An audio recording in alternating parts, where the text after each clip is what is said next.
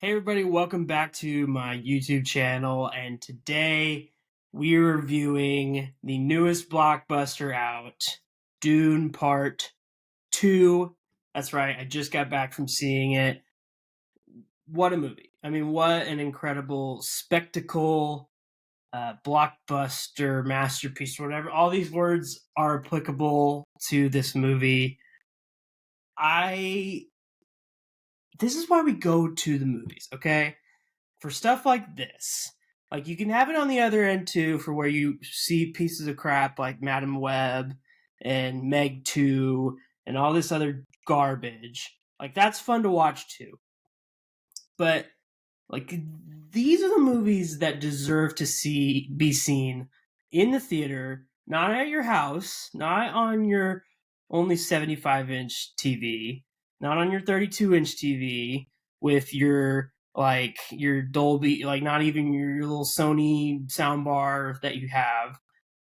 Big screen, okay? Big screen, Dolby sound, like popcorn in hand, recliner seats. Like, that's what we deserve to see Dune Part 2. Like, that's what we deserve. And boy, did it deliver. I loved it. Like, it, it was just, and we can get into it, all right? So, Dune Part 2, Gang's back from 2021. I loved the first one. I didn't have a YouTube channel back then where I was reviewing movies. It was my highest graded movie of that year. Very possible that this movie is going to be my highest graded movie of this year. It like Timothy Chalamet's back, Rebecca Ferguson, Josh Brolin, Zendaya, um, Javier Bardem. I'm trying to think of who else is back. That would probably be it for the Most part. Stellan Skarsgård, Dave Bautista. Um, and then we've got new characters like Austin Butler, Florence Pugh, Christopher Walken. So, like, just a stacked cast, first of all, just like the first one. And, like, what the first movie did in terms of like world building and like structure of the plot and like setting up these characters like so well, and that's what my favorite part of like what that movie was. This movie dives into the characters and like on par with all of that world building that I thought was amazing. Like, that was my favorite part of this one. Like, you dive into who Paul is as a character in this movie. You dive into the prophecy that he has decided to take on, or like that he is dealing with internally. Excuse me. And like, does he decide to go with what the Fremen think he should do? Does he decide to do it with what he think like his mom thinks he should do? Like, this internal conflict is really at the center of this movie, and I think it is like woven throughout the plot immaculately. Like, Denis Villeneuve, just perfect. Like, he cannot do wrong, in my opinion. He is one of the two best working directors as of right now, him and Christopher Nolan, in my opinion. I know that's not like a hot take. Maybe it is because there's some older guys that are like legends of the game, but I don't know. I mean, just like what he can do for spectacles, like visually, it's like second to none. Like, it's crazy. It's crazy what he can put on a screen. Like, Hans Zimmer did the score, unbelievable. I mean, I put this movie on par with the first one. I don't see many differences. The one thing that I can think of is really like there's a part in the beginning that I was like,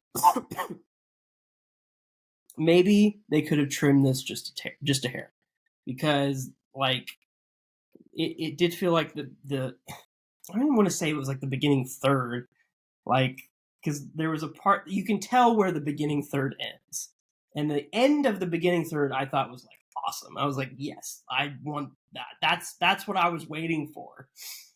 But there was like just a hair before that I could have, like, you could have just taken it out, and I want to see it again so I can like pinpoint it better. But like, we're splitting hairs at that point. You know what I mean? Like, if that's my biggest complaint about this 2 hour and 45-minute epic, we're fine. Like, Timothée Chalamet, that guy, for him to go from Paul Atreides in the first film in 2021, so he filmed that thing back in, 2019? Maybe, probably before 2020, if we're being honest. And then he comes through his Wonka phase, which, don't get me started on Wonka. I know people like that movie. Not for me, okay? But then he gets to this. There is a vast difference in Dune Part 1, Timothée Chalamet, and Dune Part 2, Timothée Chalamet.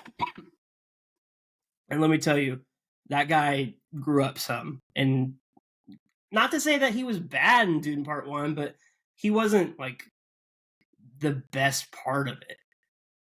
He figured out how to play that character, in my opinion, and there's like 2 scenes in here that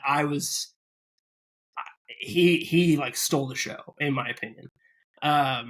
Austin Butler was incredible as his character.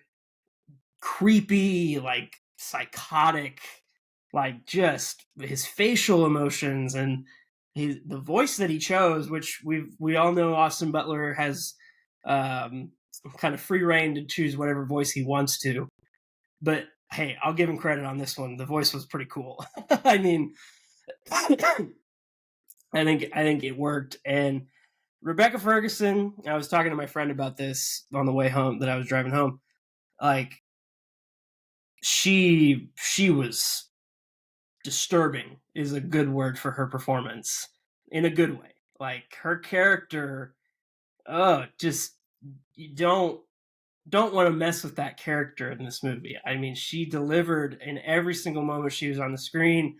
There was a point where I was like, she could be headed for a supporting actress nomination in next year's Oscars. I realize that's like over a year away, but I was like, I don't know. She kind of took a step back in the movie, like from when I like put that mental note in my head. But like, I still think it could happen. Like, she was just, and one of the people I saw the movie with, they were like, I hate her character. I hate it. I was like, you're supposed to hate her character. Like, that's the point. So, I mean, that should tell you that Rebecca Ferguson is killing it. Zendaya was great. I don't know why I keep saying Zendaya. Yeah, I thought the whole cast was great. I didn't think there was a bad performance. Javier Bardem, great comic relief in here. I mean, not too much, but he just was like the perfect amount. I mean, I already talked about the score. The visuals were incredible. Greg Fraser, cinematographer, absolutely stunning. So yeah, this movie, I'm giving it like a 97 out of 100. And you can rate movies too high. I don't care. It's incredible. It's on par with the first one. I can't tell you which one's better. I think they're both the same. So I don't think I can give you an answer on which one's better. But so like that's where I'm at. 97 out of 100. In addition to the review, I also want to give you my thoughts on the Dune popcorn bucket that I purchased a couple weeks ago. This thing is hilarious. It is just the worst way to consume popcorn ever. Like, getting your hand in here and like getting it out, like you get like 3 pieces of popcorn. These things are made of rubber, and like when I purchased this to go see Madam Web because I thought it'd be funny. And like eating the popcorn, like it tasted like rubber. And so not the best made thing, but hilarious. So now I have this, and it will just be living on this shelf over here for the rest of time. So thank you, AMC. So yeah, that's my review of the Dune Popcorn Bucket. That's my review of Dune Part 2. Make sure you go see it. Make sure you check out the rest of my videos on my channel. Thanks for watching. Dune Part 2, 97 over 100.